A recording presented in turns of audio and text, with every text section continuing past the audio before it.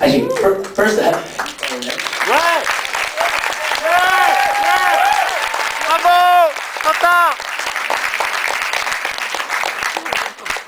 well, I'll take that applause from this cool crowd because you're here to see Rio Bravo, and you could be eating in a nice French restaurant. You're here to see Howard Hawks. Good on you. Yeah.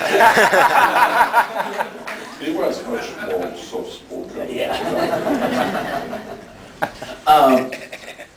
Rio Bravo. It's funny. Just before the movie started, before we got here, Pierre just asked me, "So, Quentin, how many times have you seen Rio Bravo?" And I actually almost got a headache just even trying to contemplate how many times I've seen this movie. I can only remember the first time I saw it, which was about 5 years old, where I saw it with my great-grandmother. And I loved it, and she loved it, and it was funny because I actually discovered it much later once I got into Howard Hawks myself. I just kind of discovered him on my own, like around, I guess about like about 17. And then I watched Rio Bravo, and I was knocked out and go, wait a minute, that's the movie I saw with Mama!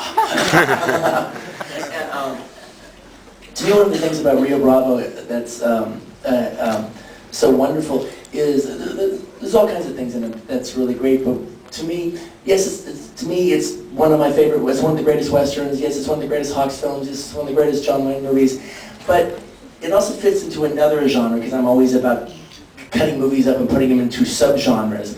It's one of the great hangout movies.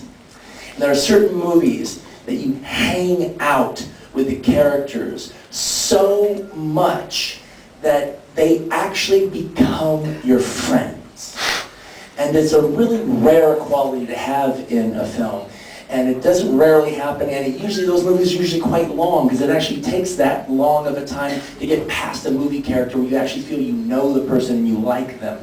And Rio Bravo is maybe one of the greatest hangout movies of all time. When it's over, they're your friends. And every time, and the thing is, what was so good about seeing it again and again and again is now they're already your friends. Whenever you watch it, you're just hanging out with John T. Chance and Dude and Feathers, and it's your friends.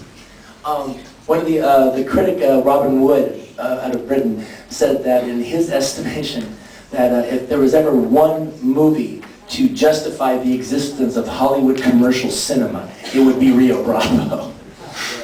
It's true, but it's one of them, not the only one. Yeah, no, I know. Because if we had to pick one,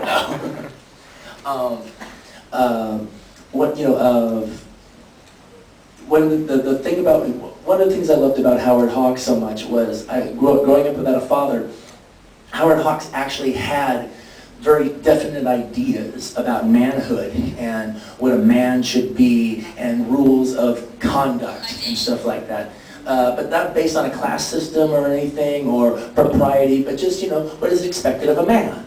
And kind of discovering him in the way I did, without having a male influence around my house or anything, I bought into that, and I started adopting his ideas of what a man was. He just helped me, kind of guided me through my life as like a surrogate, out there father somewhere.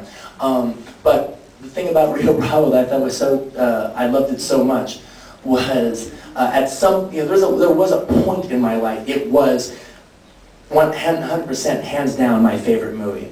And my whole thing, this is like way before I'd ever had a girlfriend, and years before I would ever have a girlfriend. Unfortunately, I was in my 20s during this time. And my whole thing was, if ever I liked a girl and we started like seeing each other a little bit, I would show her Rio Bravo. And she better like it.